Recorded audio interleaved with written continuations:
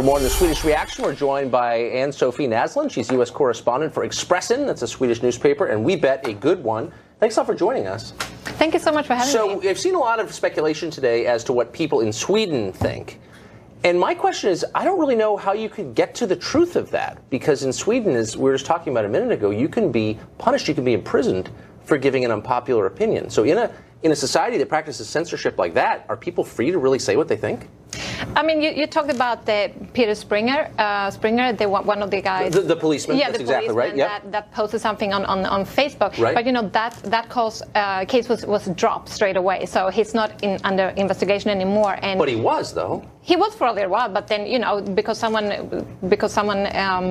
reported on him, but it was dropped. Right. And I'm glad he's free tonight. But he's a cop who said, look, the majority of the crimes I investigate are committed by immigrants, and he was investigated by your government for a crime. I mean, that's got to have a chilling effect, to put it mildly, on people's willingness to say what they really think, no? But I think when you're talking about people going to prison for talking about these issues, as far as I know, that's only been Nazists. Been what? Nazists. Bad people. Oh, sorry, neo-Nazis and Bjornquist? Well, I mean, there are probably people whose opinions I don't agree with, but there are people, and you might not either, but there's still people expressing their political opinions who've gone to prison for those opinions. And that's just foreign to us here, but it has an effect on what people are willing to say in public, don't you think? I mean, there has been a discussion about what you can say in public, as you know, people are talking about here, what you're allowed to say and what you're not allowed to say, and things like that. But I mean, obviously he posted this on Facebook, and all the media reported about it, and it's not like, you know, and nothing is going to happen to him. So you know, that's well. But as a journalist, you can't be in favor of that, can you? I mean, people should be allowed to say what they think, shouldn't they? Of course, and people are reading about it in the media now, and people are discussing it, and you know, it's all out there. It's not that. Well, I don't know. I mean, so there's a book called Mass Challenge, which is written by this Kurdish economist, and I think it's one of the biggest-selling books in Sweden. The O'Carroll Library in Stockholm, which is a real library, I looked it up, refused to put this book on the racks because, and I'm quoting now the librarian, library collections ought to be characterized by diversity and pluralism. You're basically just saying we're not going to let people read the book because we disagree with it. I don't know about why and if that's true that they don't have that book. Sorry.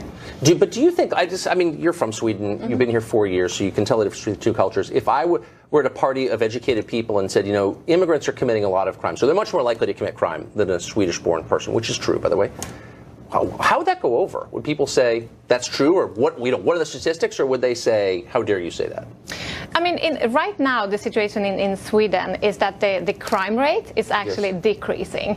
And there are some numbers that are rising, like the gun violence, for example. But it's, as far as we know, and what studies show so far, is that has to do with people coming in from the EU, the European Union. It has, as far as we know, what it looks like, that has nothing to do with the refugees coming in. So you know, that really doesn't really have to do with. Well, I don't know. I mean, so here's the Swedish National Council. I'm not making this up. BRA, it's what Ami was just saying.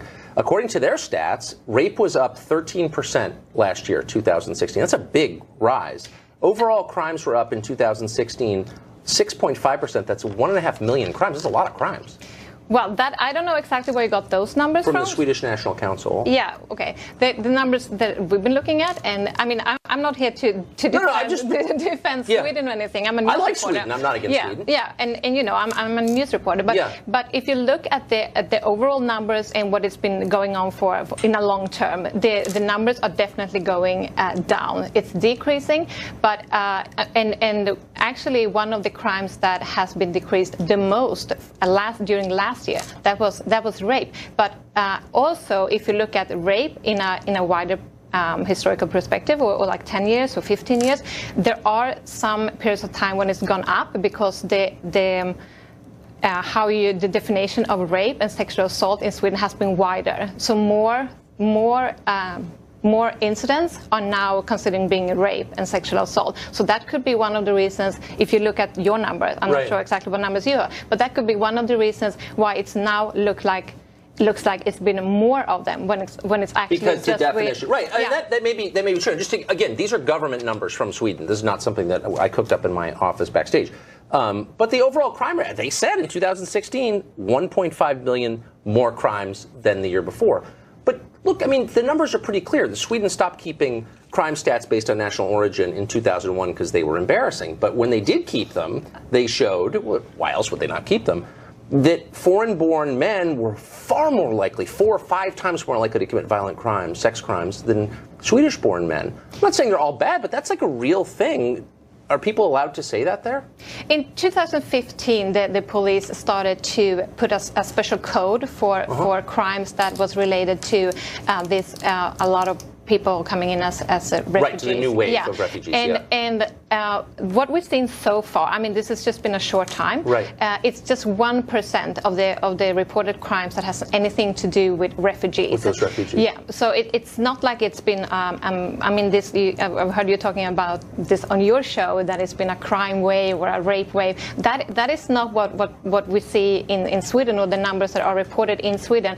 Actually, was as I mentioned, it was 1% in that study. For those refugees. But again, 13% crime spike in rapes, that's a lot. I mean, you could say, well, the definition is broadened, okay, but it's presumably there's still real rapes. But also another side of that is when they ask women if they have ever been sexually assaulted or raped, that number actually rises a little bit. And one of the reasons for that was that maybe that was things that happened many years ago, and now they realize, oh, hang on, that maybe was a rape, and now they're saying, yeah, that happened to me. But the numbers, women reporting rape and sexual assault, that has not gone up.